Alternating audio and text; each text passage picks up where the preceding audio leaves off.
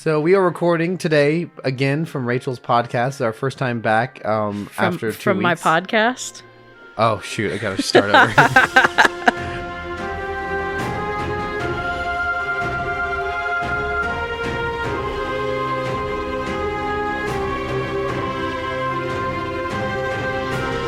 We are back at Rachel's apartment, recording the podcast for the first time in 2 weeks. We missed last week because I was sick. Cameron was sick. There's a little accidental tease for that because our last episode that we recorded, I mentioned that I had a sore throat, and that was the beginning of the end for me. Very famous last words. Yes, absolutely. And so, welcome to episode 4 of the podcast that we call Rebels and Robots. We meet weekly to talk about Star Wars and Transformers. And today we will be discussing episode 5 and episode 6 of Bad Batch season 2. And we waited to watch both. Yes. We waited to watch episode 5 and 6 together. Yes, because episode 5 came out last week, but we did not record. And we both agreed that we were glad to have 2 episodes to talk about because there's not much to talk about with episode 5. A 10-minute podcast. We've been like, bye. Before we get into that, do you... firstly, I have a correction from last week, from our last episode that we recorded. We were talking about the Mandalorian season 3 trailer, and it had a shot of the Jedi Council. Dang it, the Jedi Temple during Order. I almost said Route 66 during Order 66. Crossover between Star Wars and Cars. Route 66. And, Rascal Flatts intensify. Oh no.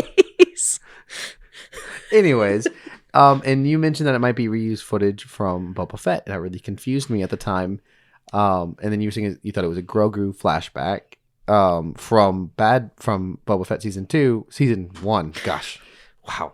You can tell it's been 2 weeks since I since I podcasted. Should we have practiced? Probably. Do you have a script? Anyways, and then I told you no, it was probably from Mandalorian season 2, but as I thought about it, I realized that is from Boba Fett. That Yeah. Grogu's actual flashback to Order 66 is indeed from the Boba Fett show. Mandalorian season 2.5. Yeah, I had totally forgotten just how much not Boba Fett content there was in that Boba Fett show. Wild that there is a whole segment of Grogu training with Luke and having a flashback to Order 66. Nothing to do with Boba Fett whatsoever. Yeah, the people who didn't watch that are going to be really confused. So I had you convinced that you were wrong while I discovered this while I was listening back to the episode, and I apologize. It's you were okay. totally right. I was just kind of like, okay. All right. And yeah, any interesting Star Wars news? I have one small piece of news. Anything interesting Star Wars or Transformers related that cropped up in the last week for you? Jedi, okay. I think it's Fallen Order, Jedi Survivor. Or is it Jedi? Maybe it's just Jedi Survivor. I don't know. The new Cal Kestis game was supposed to come out in March, and now it's been pushed back to April 28th of this year, which at least it's, it's not like, oops, we're going to push this back another year. There is also, I should have had this up, but there's a book coming out in March. It's like a little tie-in called Star Wars Jedi Battle Scars.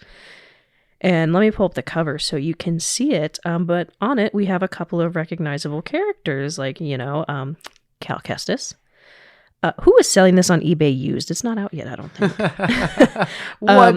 Triss, I think that's her name. It's been a while since I've played it. The crew from Jedi Fallen Order, but there also is the fifth brother on the cover in his Rebels design rather than the live action. Oh, interesting. So I do believe Jedi Survivor, it is Star Wars Jedi Survivor. I believe Jedi Survivor is going on the same time as Andor and Kenobi. Yeah, you mentioned it's that. all coming together. Very interesting. Excited for this game? Is it seeming exciting to you? Yes, I'm pretty excited because, it's Star Wars, so What are you looking for them to improve upon from the first game? Oh, man. I feel like I just talked about this one. I think there are certain sequences that,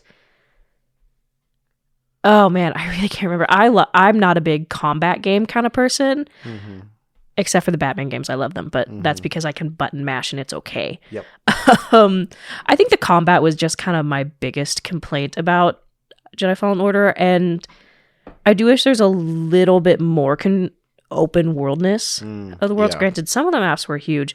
My other big issue was how there were really only 3 planets, and I kept having to go back. Like, you know, I don't mind revisiting planets like in Star Wars The Old Republic, but my biggest issue is that you would get there and I had to walk all the way back to the very end of the map, which is almost like a 10-15 minute journey because all the enemies have respawned. So I think just maybe more, I don't know, I'd say convenience, but maybe a little more fast travel aspects, please.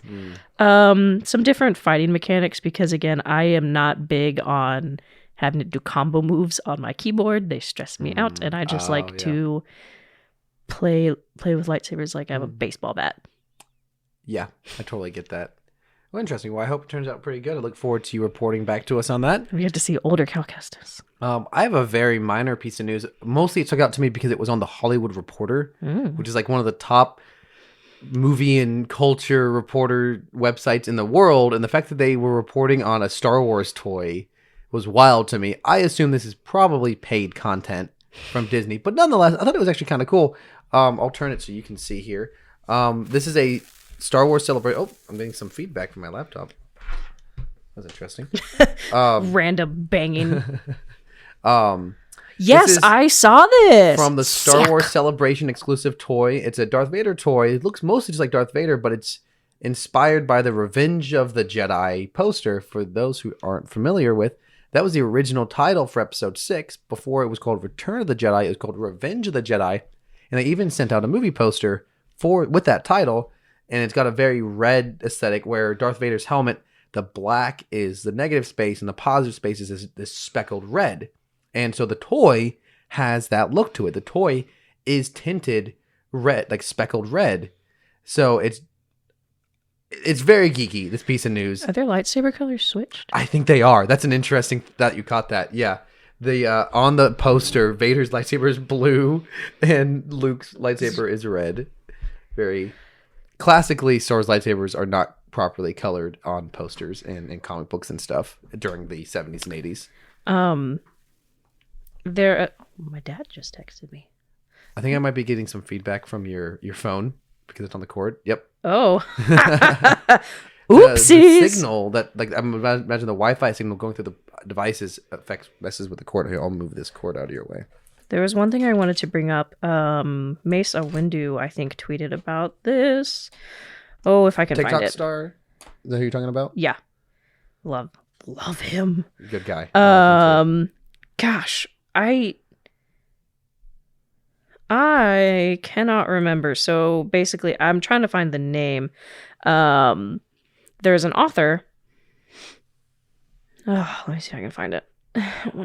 Wow, sorry, I should have been more prepared. I kind of forgot about this until I thought you brought it up. In the silence, we can hear the yee truck outside. The diesel engine that just kind of. Well, while you're trying to find that, I can go on a rant. Yes, do it. Prepared. Do it. So Do it. I definitely don't want this podcast to become complaining about the Star Wars fandom, because it could be that every week, and it would never end. And it would be really, there's just no reason to continually complain about Star Wars fandom. We talked a lot about it in our first episode, explaining our current positions on Star Wars. But this particular piece of complaining media really stood out to me because it's a guy on YouTube I like a lot. I think he's really, really talented. And I am also realizing I'm not as prepared. I sent you the link so I can find it pretty quickly. Man, we here. take a week off and we don't know how to do anything. It was a YouTube video called The Matrix Debooted. And it's by a guy on YouTube called, it's loading, Imp Lemon. And if you are familiar with him, for different reasons, you might be familiar with him he explained it in one of his own videos. I did not know he just used to do YouTube poop. So you might hear that name and potentially think of very low quality content. But normally he has very insightful, informative pieces on culture. And he also does like NASCAR videos I find really interesting. He's got, he just talks about things he's interested in, and he's good at doing that normally. This particular video, he spent the first 5 minutes complaining about the Star Wars sequel, or the Disney Star Wars movies. And for a guy I really respect, I think he's an incredible content creator, and normally has his own voice and is really good at things, clearly showed a big reason why the issue with people's perspective on media in general, and or Star Wars podcast, so specifically Star Wars, just takes it way too seriously. Like way too serious. Like he was talking about how mad it made him, how he felt betrayed, how he felt this and that, and it's just like he's acting like it wasn't always a business. Star Wars has always been a product. It's always been a capitalistic endeavor. The toys were a huge reason why Star Wars took off in the first place. So to behave as though Disney's doing anything different than George Lucas did is kind of crazy. And again, this is never about me thinking someone's wrong for disliking new Star Wars. I think it's a totally valid opinion. I can totally see why someone would. And if you have a big problem with the entirety of modern media being overly commercialized, I also think that's totally fine. But to act like you're somehow right for liking original Star Wars and you're wrong for liking new Star Wars because they're somehow different, I think it totally nice siren in the background, totally ignores the contributions of people like J.J. Abrams, Rian Johnson, even Ron Howard. I think Ron Howard, even though he's brought on late to do reshoots on Solo, I think he was a guy who clearly was friends with George Lucas and cared about doing his own thing and contributing to Star Wars. All the people who grew up with Star Wars who now gets to work on it. There's lots of people who really, really care about Star Wars who work on it now. And so to act like it is either totally commercialized or Star Wars has not been that the entire time, it really frustrated me. And he even complains later in the video about modern, and eventually the video just comes about the sanitized nature of modern blockbusters, which is not totally wrong. But he mentions how like things can't kill off main characters when each of the new Star Wars trilogy films each killed off a main character from the original series. So it just wasn't a good argument. It really bummed me out. And I watched this entire 40-minute video just to make sure I was able to give him a fair fight. Because in the first 5 minutes, I wanted to turn it off. And I was like, if I'm going to mention it on the podcast, I've got to watch the whole video. Fortunately, if you just want to hear this guy's opinion, you can just watch the first 5 minutes and you'll get the main points. So I don't know if I had a major point in bringing that up, but it was just a really interesting example of why do I get annoyed with people who hate modern Star Wars? If you dislike it, fine. Even if you think you hate the ideas, fine. But like the aggressive hating nature that people have, so annoying to me because it's taking it too seriously. I love Star Wars. I've grown up with Star Wars. It's really important to me.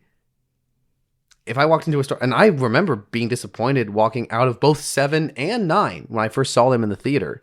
I went on with my day. It didn't affect me that much. In about... how long has it been since Force Awakens came out?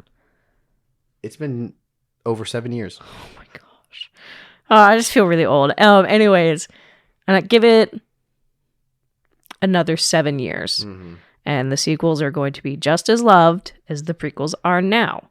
Because the kids who grew up with the sequels are going to be getting older. Yeah. And I mean, I've always seen comments because, people are like, everyone loved the prequels when they came out.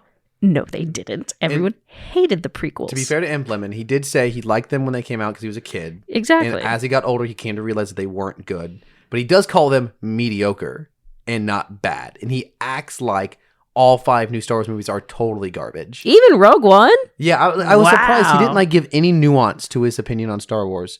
And I would be surprised for anyone to have totally 100% negative opinions of all 5 of those movies. I just find that hard to believe. Maybe he does, and that's totally cool. And he was making a larger point about corporations and movies being really good at being safe. And I totally get what he's saying. I just don't think it's applicable to modern Star Wars wholesale. And I think, again, it just totally betrays that there are people actually trying in these, and there are good ideas in there. And can guarantee you J.J. Abrams and Ryan Star Wars also grew up on Star Wars. Mm-hmm. I think... Did you just say Did you just say J.J. Abrams and Ryan Star Wars? I thought I said Ryan Johnson. I may have misheard you. I was certain I said Ryan Johnson. But, I mean... I think that's one of the hard things about with such big gaps in Star Wars, because there's legends, of course, and then you have people who, on the tail end of Revenge of the Sith, I don't know, wrote their own fan fictions, came up with their own headcanons, and then,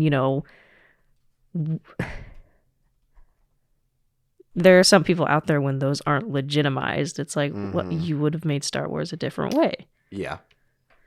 Anyways, what was the other thing you wanted to talk about? So, there's an author, Brian Davids, who I believe has worked on Better Call Saul, Breaking Bad, and El Camino. A couple days ago, all he posted was a GIF of Rey from The Last Jedi with eyes emojis.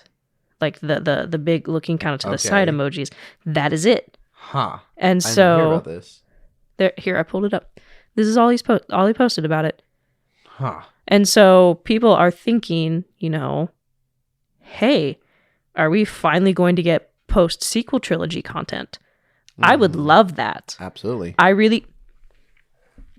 Just saying, if, they do a Clone Wars, essentially a Clone Wars between episodes, I don't know, 7 and 8, or probably 8 or 9, I think is where they would put that. It would be great, in my opinion. So, sequel trilogy needs some love. Yeah, that is very exciting. So, I would not be surprised, though, just because so much content right now, like Bad Batch and Mandalorian, is all building up to the sequel trilogy. I wouldn't be surprised if Dave Filoni is cementing a lot of that. A lot of those like 19 years in between, or however much. Is it more like 30 years in between? There's 30 years from episode 6 to 7. Okay. Ooh, wow. So like 30 years cementing that, and then maybe moving into it, because I wouldn't be surprised if Dave Filoni is just like itching to get his hands on another animated series for the sequel trilogy. Sure. He's like, Dave Filoni heavy breathing in the background of every creative writing meeting. Yeah, so that's kind of interesting. Or we could get a book, Oh, sure. especially with an author tweeting that. So, okay, and with that, thinking of Dave Filoni and his cartoons, let's talk about his latest installments in his animated universe, starting with Bad Batch Season 2, Episode 5. Do you have the title in your head, or off? I think it's called Treasure. Treasure. Nice. Very subtle. Treasure. Not a ton to talk about with this episode. I did find I kind of had more like jokes than anything. Yeah. One of the first lines from the beginning is where they find the compass, and Fee's like, the best treasures aren't usually found on maps. And I turned to Cameron and I was like, there's a Camino joke in there, because Camino was not in the Jedi map archives. Yeah. So I was like, yes. aha. That's all I had for really the beginning. Yeah. The only detail I have written down for this whole episode is just beautiful animation, almost non-existent writing. I do actually have quite a few comments, but I Then we'll use you for structure for this, because that's all what I just said is all I've got written down. Some of them are jokes. So there's a comment where I can't remember which ones they're talking, but it's like, you heard Fee, and then Hunter says, I just turned my mic off. No, I turned my volume down. Oh, it's both of our volumes. We both have. There's only one output for headphones on the recorder that we use, and I forgot that it's a splitter, so I just turned down both of our audios just because it was a bit loud for me. Because I can see what the meter is for the recording, and we're perfect on that, but it was just a little bit loud as far as the headphones are concerned. So headphone I turned this down warning. a bit. So there's a comment where they're talking about Fee, and Hunter says, like, oh, you heard Fee, and Hunter says, she says a lot of things. or something like that. And my immediate reaction was, for those of you that have played Legend of Zelda Skyward Sword, the companion for Link in that game is named Fi. Oh, interesting. And so that made me think, because that companion specifically got a lot of flack. I'll show you this video, because that was during the Wii period. And, you know, it's like whatever the fairy is from Ocarina of Time, whose name I can't remember. The one that's like, Link, listen. I can't remember her name. Anyways, you know, they would pop up with notifications. This companion would pop up with a notification when your Wii remote batteries were low. Navi, yeah. So that kind of made me laugh. I can continue to go through my comments. Yes, please do. So when they first reached that, I don't remember what it's called, the mountain. That first room they're in was very much reminded me of a Jedi Fallen Order level, where they had to they had to pull the walls and kind of figure out a puzzle. This is a joke that you said, Cameron. Her droid Mel. They leave him at the cave, and Cameron just says, "Mel looks like a minion." He did. He's blue and yellow and pill shaped, and is kind of unintelligible. Yeah, exactly. Yes. Actually, I think Mel's a she. I think he called her. Yeah, you're absolutely right. We're so used to not quite Gonk droid. Also, this episode is called Entombed. Oh, my bad. Which is what they should do to the writers of this episode. So I kind of actually had a lot of Jedi Fallen Order references in episode 5. Keep firing them off for me. So when she said older, when they were talking, they're like, these writings are old, and they're like, Jedi old, and I think Fi says older than the Jedi. And so that makes me think of, if I have my timelines correct, the Zepho from Jedi Fallen Order, which are an ancient race of, I think some of the first Force wielders. Okay. That you spend one of the first temple dungeons in that game is like an old Zepho temple, which, side tangent, I hated that one because I got lost and I completed the temple and had to Google how to find my way out. Classic. Anyways, because the second something inconvenient to me happens to me in a video game, I will Google it. I'm here to have a good time. So that was kind of interesting. Like the Zepho, I was like, that made me think. Very Indiana Jones. Very. Yeah, absolutely. I kept waiting for a big rock to come rolling down from somewhere, but that might have been too on the nose. And then the War Machine. Mm-hmm. I had a couple of different references for what these looked like. Also brought the Zepho to mind. The head shape a little bit in certain shots. Let me see if I can find an image for you. Not entire, maybe not entirely, but just kind of a little bit. Now that I'm looking at it, sure, yeah, I don't know. I mean, it's maybe a little more. Maybe that's not the picture I'm looking for. Maybe I should look at for an actual Zepho statue. Okay, there we go. Yeah, I'm showing a picture of certainly similarities of a Zepho statue, a Zepho Spire statue art for those of you that are curious and can't see, who aren't in my apartment, which is hopefully none of you. I also kind of got War of the Worlds vibes.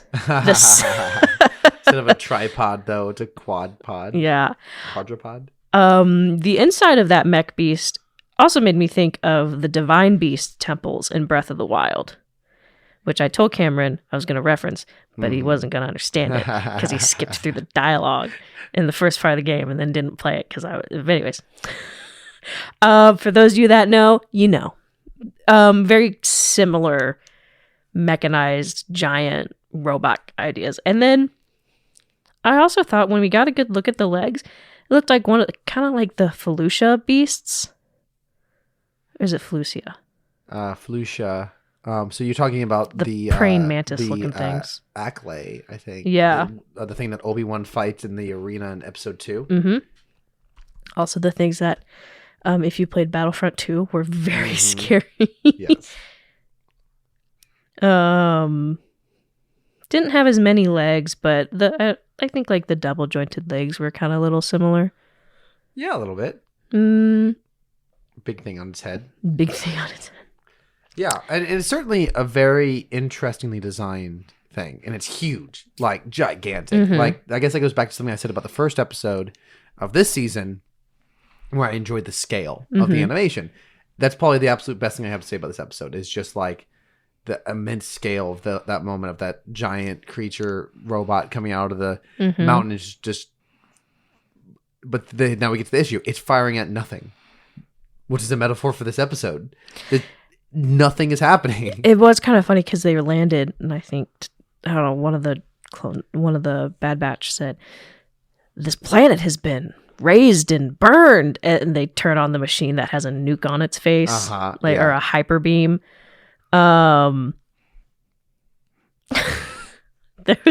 There's a phenomenal moment when it's after they've awoken the beast, and it starts firing its laser, and there's a shot where it looks like it's aiming for Mel. You know, like, that's the only thing I could really think of. It's that, like, there's a thing on the ground. I need to, like, kill it. And Cameron says he hates the droid. And in less than a second later, Mel is just vaporized. Yeah, surprisingly. They actually killed off a lovable character for once. Which was... But then, within 5 minutes, they just totally deflate that. And I keep a backup on it. Backup of her on the... What's her name? That character's name. Fee. Yeah, Fee is just like... Keep a backup in the... hold these characters' names. I can't hold one-syllable character names in my head, I guess. And she's like, yeah, I keep a backup. Which is exactly my feeling towards the ending of the movie Big Hero 6. When supposedly... the emotional trauma of... leaving. It didn't give me any emotional trauma because I'm like, I know this robot has a backup. I know they're going to be able to build him again. And they do. So I was vindicated in not feeling any emotion in that moment. Because it's trying to be Iron Giant, but there's no feeling that Iron Giant, even though Iron Giant does come back, you don't think, from the character perspective, you don't think he's going to. And as an audience member, you don't think he's going to. Yeah. Anyways, I like to throw out hate at Big Hero 6 whenever I can. I don't hate the movie, but... I do criticize it heavily. I like Big Hero 6. I love Big Hero 6, even though the first time I watched it, I was babysitting. And have I told you this story? No, this feels like an off podcast. Is that relevant? I'm going to keep us on topic. Okay, yeah. We've got 2 episodes to get to. The last comment we had was that they're going to go find the Holy Grail at the end because they had a chalice to go find. Chalice. And with the, previous Indiana Jones vibes. It's like, they're going to go find the Holy Grail, and then they're going to have to leave Fee in the cave. But they already did the Holy Grail thing in episode 2, where it's like, leave it behind. Like, I can reach it. Oh, they were for the treasure. It's almost as if it's Lucasfilm. Yeah, really. Anything else about this episode? I thought it was fun. I would say, like, because I don't like to throw around the word filler. I will. This is a filler episode. This one definitely felt like filler because, and I'm fine with slower paced episodes, but it just wasn't. I mean, it was cool. It was a side quest episode. Yeah, and maybe it'll come back later in the season. But as of right now, nuke the Empire. As of right now, I don't see this coming back. And it feels very. It was empty. Cool.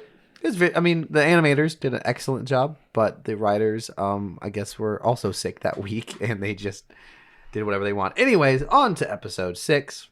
Oh, I wanted to do. I was kind of scrolling through the Reddit here. The Reddit. And there was a funny comment on here that I quite enjoyed, which they described the robot as an ancient cyborg mega giraffe. Which is pretty mega good. Giraffe. Anyways, on to episode 6, which is entitled Not Entombed. That was episode 5. Episode 6 is Tribe, which is significantly better. Mm-hmm.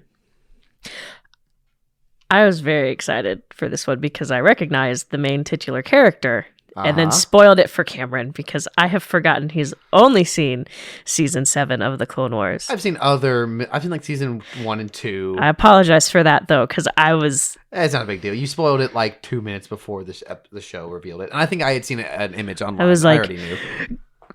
I'm going to peek the mic, but I was like, Gungi! Also, is it Gungi or Gungi? I always thought it was Gungi.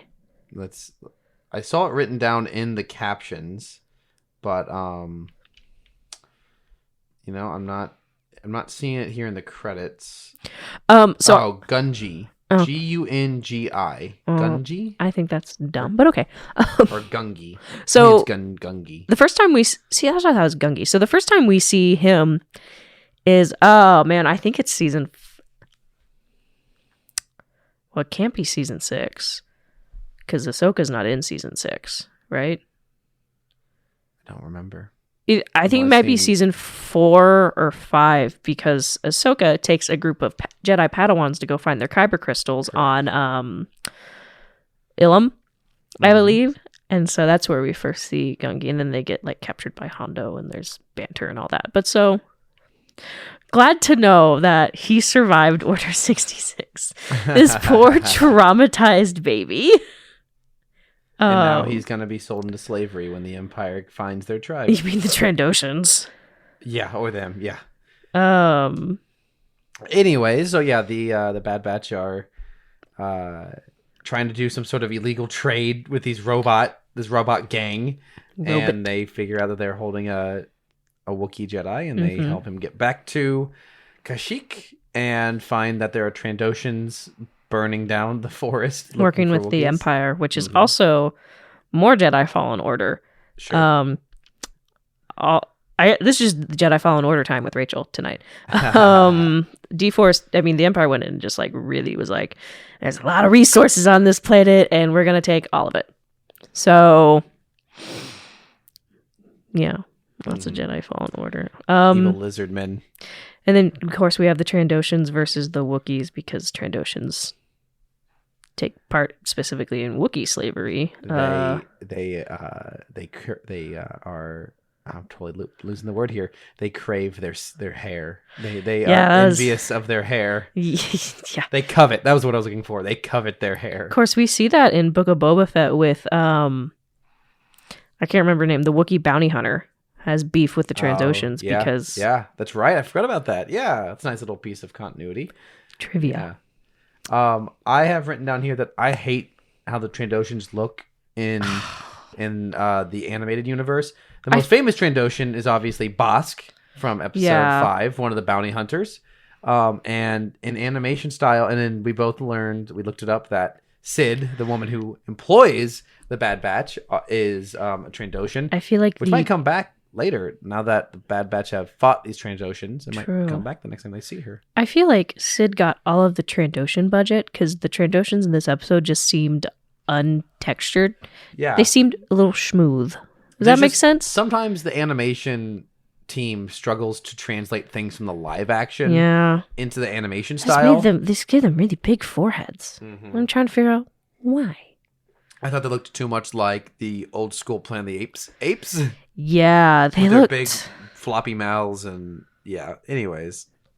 But I did love their collective hiss. 100 Wookiee pelts to whoever catches the Jedi. It's hilarious because normally it'd be like if it was like humans, they'd all go like ah, but it's just like a bunch of like low level hissing. I thought that was hilarious.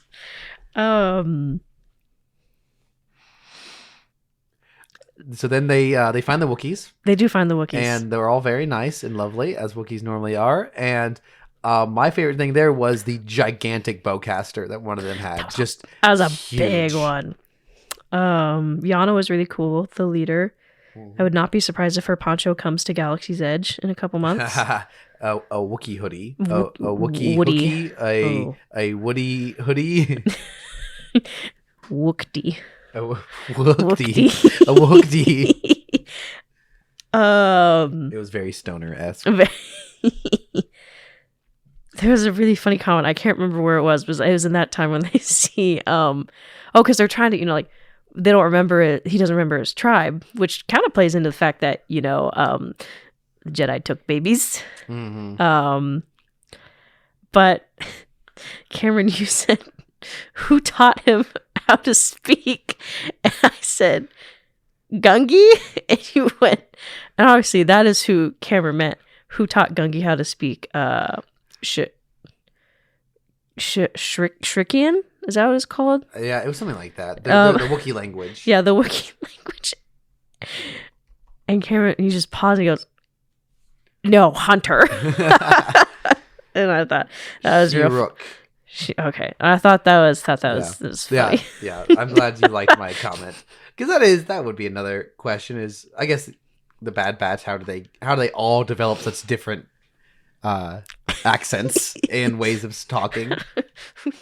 I had another. Oh. Our little friend is walking by. She's here. probably going to come yell because last episode, Rachel's cat just sat on the couch and did nothing, and now she's wandering around us.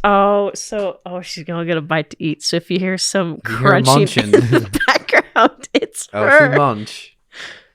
Anyways, my next little comment I had written in here was also a quote from you, where you just said, "Wrecker's just a hairless Wookiee," which is a great observation. He is.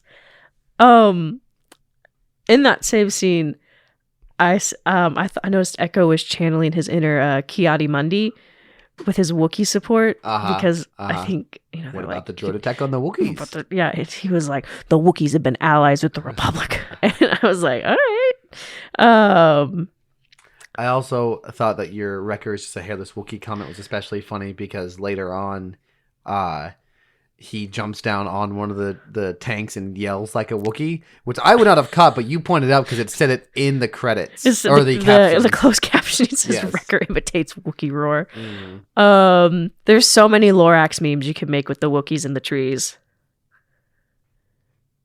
Oh, absolutely. So many Lorax. That's what her poncho is. It's a Thneed. Oh my gosh. Wow. What a weird joke.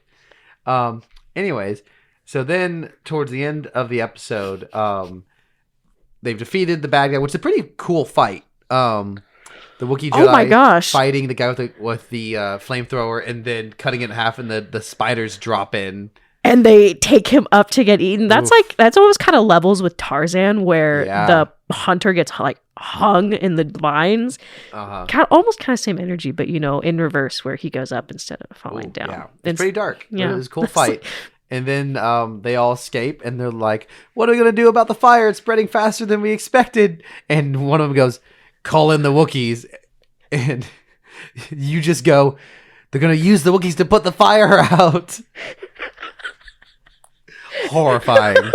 You're horrible. But then guess what? It cuts to the next day and the fire's out and we don't see very many Wookiees. So, which is weird. They made like if they had just if they had gone from them escaping to cutting the next day and the fire was out, I've been like, oh cool, they put out the fire. I wouldn't even thought about it. But the fact that they took the time to say, hey, we need to put the fire out, and then it cuts, the fire's out. Why draw attention to it? Just was a weird piece of editing / writing. Could use the Wookiees to put the fire out. And so that's my notes on the episode. I would say so far this season's on a high note for me because we have 5 out of 6 episodes with no Crosshair. I'm living for it. Yeah, well, he'll probably be here next week then. Oh, I know. Unfortunately, we can only go so long. Hey, actually, speaking of next week, February 8th, next week, we have another double episode feature. Halfway through. Okay, well, any final thoughts on episode 6? Little fun adventure? See, I think an episode can be... This didn't contribute much to our overall story, but it was enjoyable. This is the first Jedi they've encountered. Yeah, that's true. And it contributes towards the something they set up at the beginning of the season, which was them helping people. And so... I thought that was cool. I thought this episode felt like it had its own contained story. It felt relevant. It didn't feel empty. It felt like something was happening. It's always cool to see Wookiees. Kashyyyk is always cool to see. So, like, I think we have 2 episodes here that are relatively similar in the sense that they're not contributing to an overall plot, but one is executed significantly better on a plot level than the other. Mm-hmm. Athena's cat is parkouring across. Did you say Athena's cat? I mean, Rachel's cat, Athena. If anything, that'll almost dox me before anything else, because I talk about my cat all the time, which is hilarious. Be like, I know a Rachel with a cat named Athena who's loud and obnoxious. Yeah, so final thoughts on the episode? I enjoyed it. I enjoyed episode 6 more than episode 5. Absolutely. I think I just have such a hard time separating Fee and Wanda Sykes. Because her voice is just so recognizable. So, other than that, it's fine. all I have. The rest are memes. I have so many jokes. Okay, so we're back into meme corner now. 50% of the rest of the podcast. Yes, everyone's favorite segment of this stupid podcast, where we read them like accessible text. I'm trying to find. I took them out of the folder and I put them in my notepad. So I know you've got plenty rolling to go. So how about you start us off? Oh my gosh! So the first one was a story I wanted to tell. So we watched Rebels last year. Correct. I think we were in, and the people who know us are going to get a kick out of this joke, out of this story. So we're watching Rebels, and it's where they reveal Kanan's actual name in season 4. It's not Kanan Jarrus, it's Caleb Doom. And they revealed his name, and I turned to you, and I just went, ugh, imagine being named Caleb, because the joke is that that's such a very normal name for Star Wars. And then it hit us that we know at least 3 people with that name in our friend group, which just added an extra layer of depth. So that is for the locals listening to this. My other memes. This is a Book of Boba Fett meme. It's the scene where Anakin is being denied Jedi Master, but he's on the council. And it's captioned, when your favorite character of all time doesn't show up for an entire episode of his own show. And it's captioned, "This is outrageous. It's unfair. How can Boba Fett have his own show and not be in it?"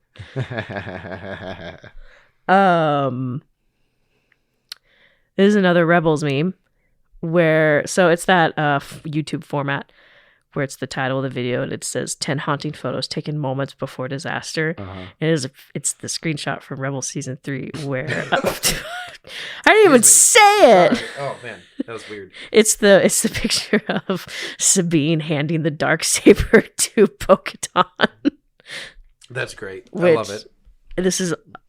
I dislike Bo-Katan as much as I dislike Crosshair, so another one. Here's one I had an interaction with my friend Peter, who has listened to at least one episode of the podcast because he sent me an article that said the Bad Batch needs more Crosshair. And I think he did that intentionally to spite you. And it worked. It was very spited.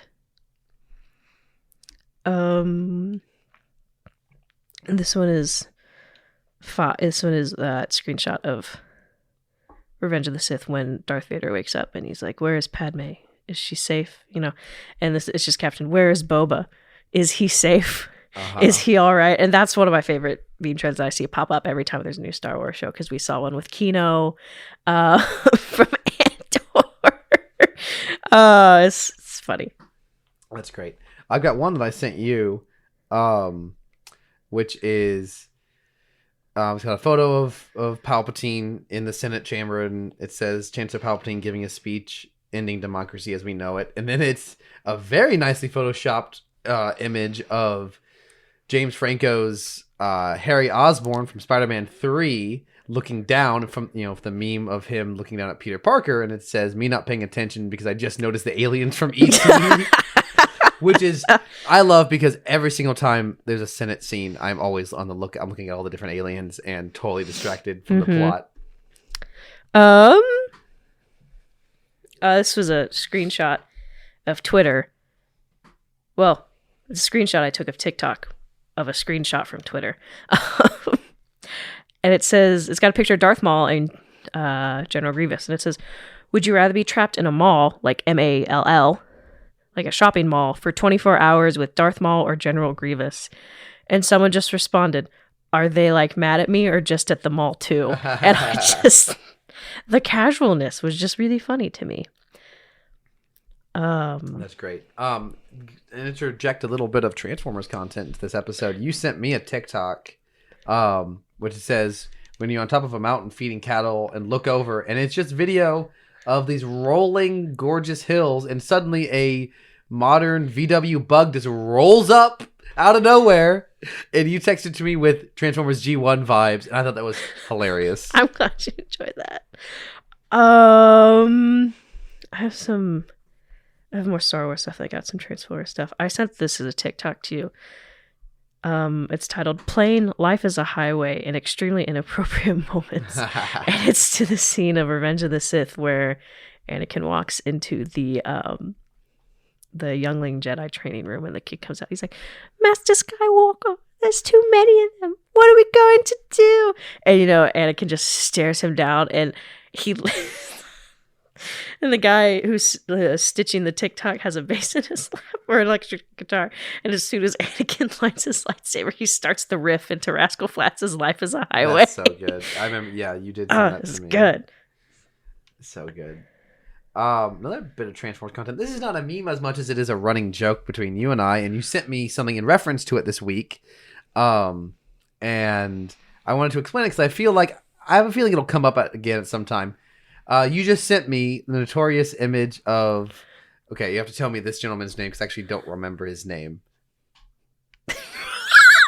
That's Ultra Magnus. Magnus. For context, it is from The War for Cybertron Netflix cartoon. Siege, the first one. And it's him trying to be in disguise. It's him wearing a cloak over just his head and a bit of his torso. Why this image is hilarious is this man has the most gigantic, tall shoulders of all time. He has got like chess rooks for shoulders.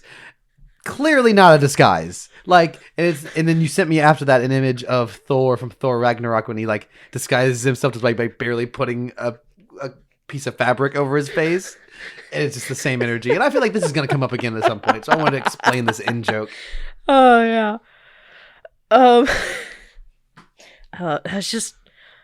was watching that episode and I was just gobsmacked. I'm like, really? They're going with this? Where did they also find cloth? Yeah. On a metal planet, but that's just me. Good point. Who is making textiles? That was also my Cybertron. opinion in Transformers 5 when there's grass on Cybertron. Is there... There are scenes where there's grass on Cybertron. It's bugged me. This is the scene from, I think this is also Transformers 5. It's where Megatron is having his meeting with, the various world leaders because he's trying to get his buddies out of jail in Suicide Squad style. Yes. And he's meeting with the lieutenant from the first 3 movies, played by Josh Duhamel, I think. Yeah. Side tangent. Instead of having Mark Wahlberg as the main character, it should have been the Lieutenant Josh Duhamel. Except for Josh Duhamel's not an inventor.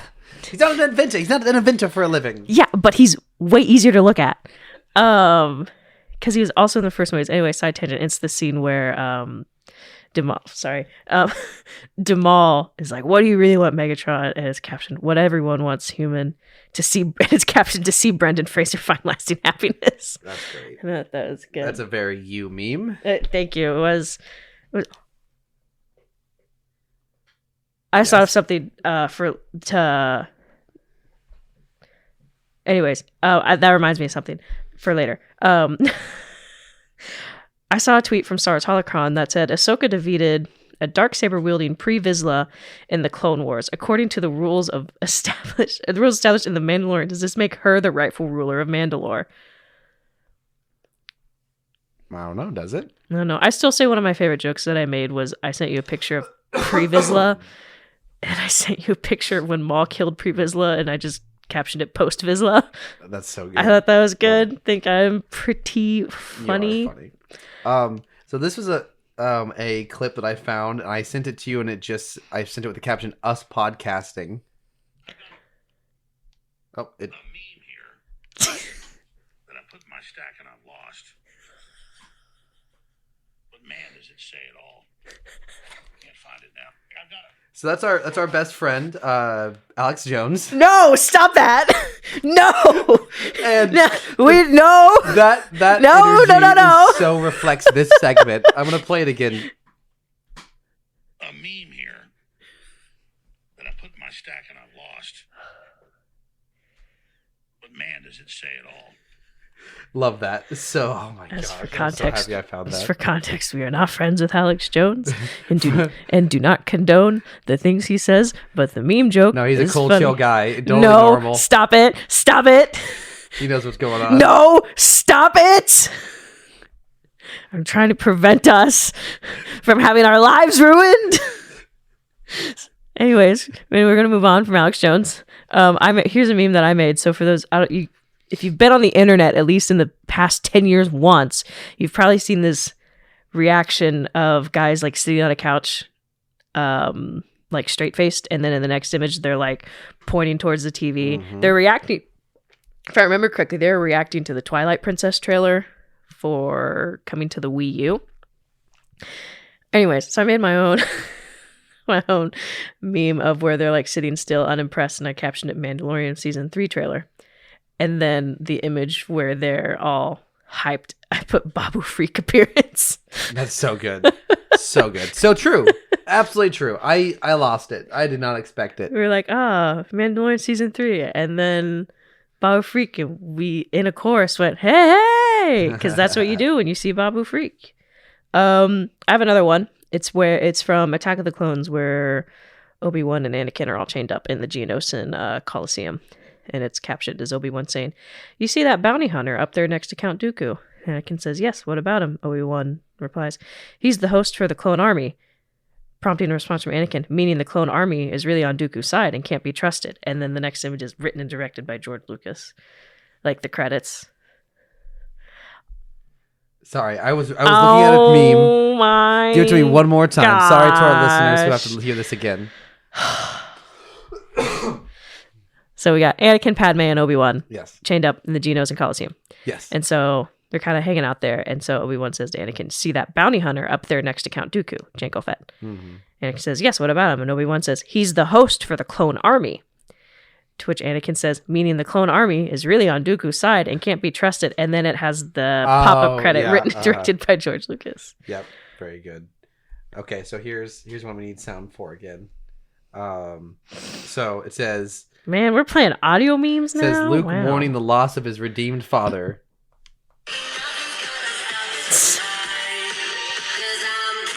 The Ewoks raising hell 20 feet away. You're gonna peek the mic. I've seen that joke done before, but it's funny to me every time. This is a Transformers meme from Transformers G1 that I thought was really funny, and it's one of the very few shots of, for some reason, the Autobots being able to fly, which is occasionally brought up in G1 and just never really addressed. What do you mean occasionally? They fly in like every episode. Well, I mean, but no, like they'll fly sometimes, and then like they get in predicaments. They're like, "Oh no, we're stuck," and it's like are drowning. You can on the fly. First episode, and so it's this image of them all like taking off at the same time, and it's captioned "Me and the boys in creative mode checking out our friend's brand new Minecraft build." That's fun. And it's I like good. that a lot. Here's something I did not know about. This is less of a meme and just more of a Star Wars oddity. In like 1977, the Osbournes did the famous singing family did a Star Wars like musical parody. I know what you're talking about. Yes. September 23rd, 1977, broadcast on ABC. Because they're dressed as Luke and Leia. Yeah. Donnie and Marie Osmond.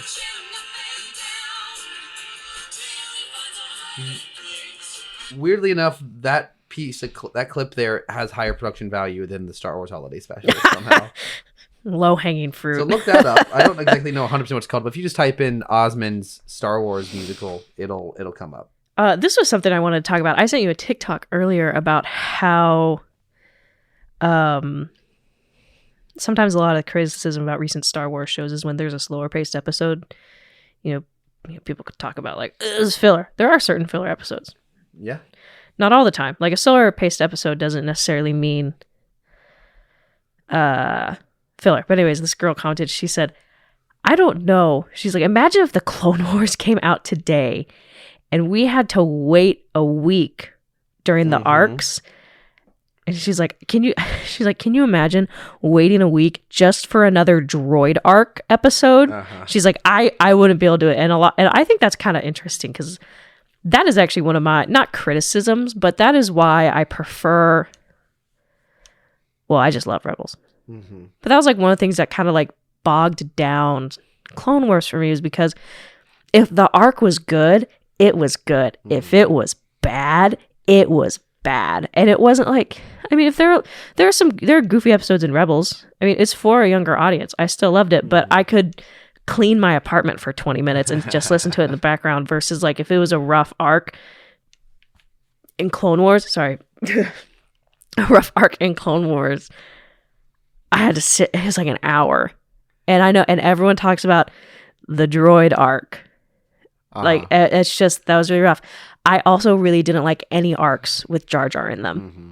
And we did get a taste of that. The middle arc of season 7, which we all watched on Disney Plus, with Ahsoka and the whatever twins. Oh, the sisters. Triss and... I could not care less.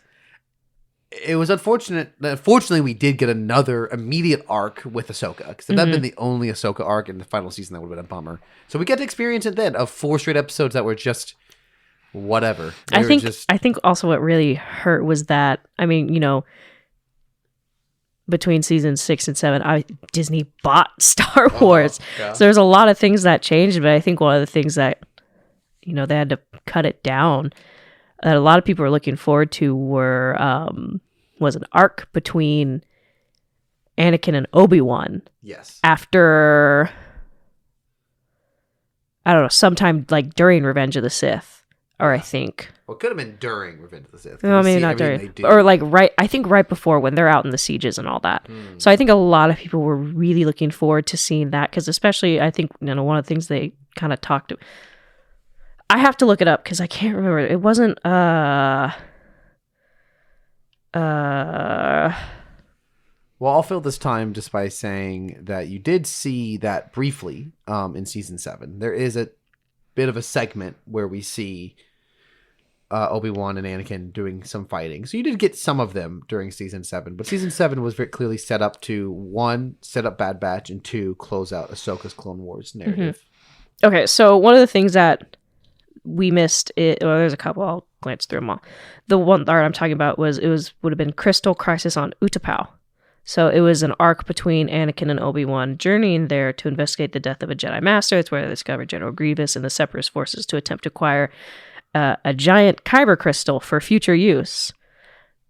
Yeah, that doesn't make any sense canonically whatsoever. No, but both them going to Utapau and seeing because episode 3 is when they learned that the forces are there, the droid forces, and also now we know that the crystal came from Jedha. True. I think a lot of people wanted to see this arc specifically because it would have focused on Anakin dealing with Ahsoka leaving the Jedi Order and like kind of his disillusionment with it. People were also bummed because we did not get the Boba Fett and Cad Bane arc, which that could have been interesting. I've seen the animatic of that. I'll be honest, I get that. There was some more Asajj Ventress stuff planned because, well, she has a book for Dark Disciple, which is an unlikely pairing if you haven't heard of it. Uh-huh.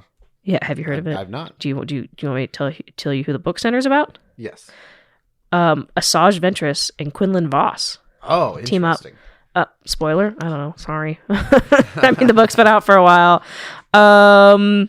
Supposedly a Yoda and Bad Batch on Kashyyyk. It had further plans. Apparently